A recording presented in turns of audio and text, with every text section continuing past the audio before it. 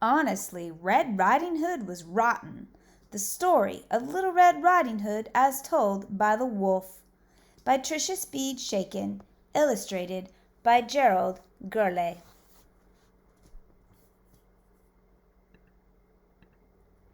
Chomp chomp. Oh, I'm sorry. I was just finishing my lunch. My name's Wolf. Big Bad Wolf. You may have heard the story of Little Red Riding Hood about a girl and her granny. Seems everyone has. My tale is different. Did I say tail? I meant tail. Once upon a time, I ran out of food. Completely. The cupboards were bare, the freezer too, and I'd eaten every last vegetable and fruit in the garden. Everyone. Other wolves might have lunched on a little forest critter, chipmunks, bunnies, squirrels, but I'm a vegetarian. That's right, I don't eat meat. Well, I try not to. I love apples, Honeycrisp, Pink Lady, Golden Delicious, any kind really. But sadly, it was a long time until apple harvest. I hadn't eaten in weeks. My stomach growled and howled, it moaned and groaned, it even roared. Then my nose took over. Sniff, sniff. I took a whiff. What was it? A girl. Sniff, sniff. I took a whiff. What was it? Cake. Butter. In this forest? I had to investigate. And there she was, Little Red Riding Hood. She looked as plump and juicy as a big sweet apple. Little Red waved her cape. Isn't it pretty, she said. Yeah, I said. Aren't I pretty, she said. Was she admiring herself in that puddle? With this cape, she said, I'm even prettier than usual.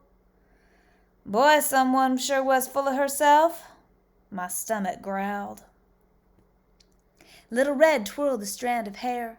Mother says the cape looks grand with my skin. My skin shines like pearls. Or the meat of a ripe apple, I thought, licking my chops. Remember, I hadn't eaten in weeks. Time to chomp. But then Little Red said, I can't wait until Granny sees how pretty I am today. I'm bringing her cake and butter from my mother. My stomach howled. 2 meals, I thought. Granny for breakfast, Little Red for lunch, and cake and butter for dessert. Where does Granny live? I asked. Little Red pointed. Down there in the clearing, the brown house. I knew that house, and I had a plan. Let's play a game, I said.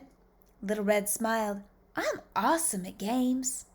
I bet you are, I said. You take this path, I'll take that path, and let's see who arrives at Granny's first. I will, she said. I'm the prettiest and the fastest. I bet you are, I said. My stomach moaned. Before it groaned, I ran. No one knows the forest like I do. I chose the shorter path. Sniff, sniff. I took a whiff. What was it? Apple air freshener?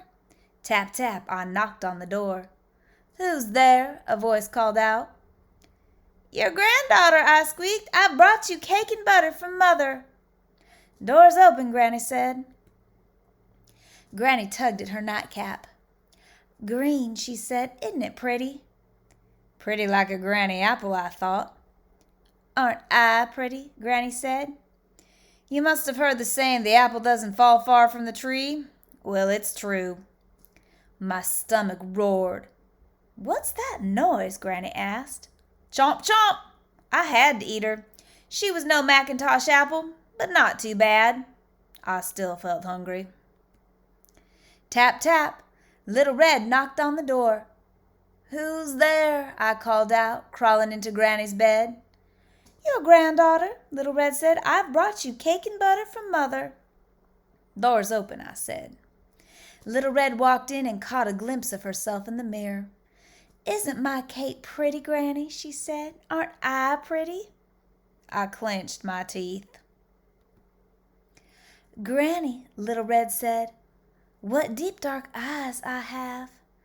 I said, the color of apple seeds. Granny, she said, what perfect ears I have. I said, shaped like sharply cut apple slices. Granny, she said, what pretty lips I have. I said, red delicious. Granny, she said, what lovely skin I have. Chomp, chomp! I ate her up. What can I say? Things look different when you're hungry. She was no Fuji or Crispin apple. In fact, to be honest, she was a bit rotten. But she was better than nothing. P.S. I got dessert.